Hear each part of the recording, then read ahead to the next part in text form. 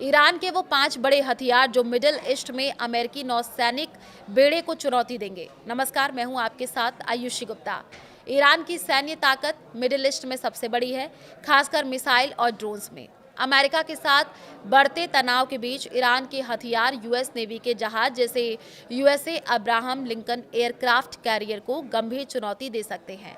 Iran के पास middle east का सबसे बड़ा मिसाइल जखीरा है, जिसमें 3000 से ज्यादा बैलिस्टिक मिसाइलें शामिल हैं। फतह 1 और फतह 2 ईरान की सबसे एडवांस मिसाइलें हैं, जिन्हें कैरियर क्लियर कहा जाता है। ये 16 से 18,000 किलोमीटर प्रति घंटा की गति से उड़ती हैं। 14,000 किलोमीटर की रेंज है। ये मिसाइलें बीच रास्ते में दिशा बदल सकती हैं, इसलिए अमेरिकी डिफेंस सिस्टम जैसे एजिस या SM-6 को चकमा दे सकती हैं।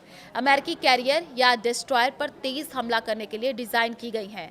अब खलीज ए फोर्स Hormuz 2 anti ship ballistic missile क्या है, तो ये फतह 110 पर आधारित मिसाइलें हैं, जिनकी रेंज 300 किलोमीटर है।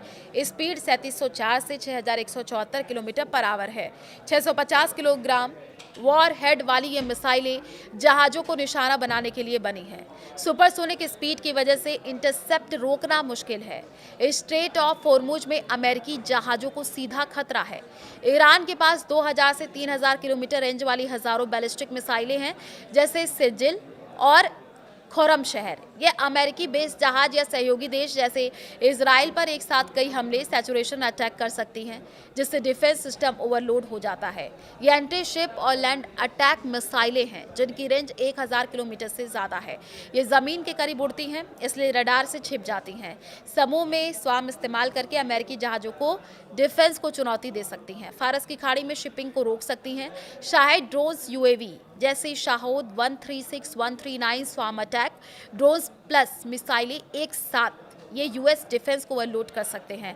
हाइपरसोनिक मिसाइलें हैं, इंटरसेप्ट मुश्किल है, लेकिन अमेरिका के पास F-35C, SM-3 और एडवांस्ड सिस्टम है, इसलिए कैरियर को पूरी तरह डुबोना कठिन है। मुख्य खतरा आर्थिक नुकसान, तेल की कीमतें बढ़ना, मौतों और युद्ध का बढ़ना। ईरान की IRGC नेवी की फास्ट बोट्स, माइंस और मिनी सबमरीन्स खदीर भी जहाजों को परेशान कर सकती है। ईरान की एक क्षमताएं अमेरिका को सतर्क लगती है, लेकिन विशेषज्ञों का कहना है कि सीधी लड़ाई में यूएस की तकनीक बेहतर है। फिर भी मिडिल ईस्ट में तनाव बढ़ रहा है।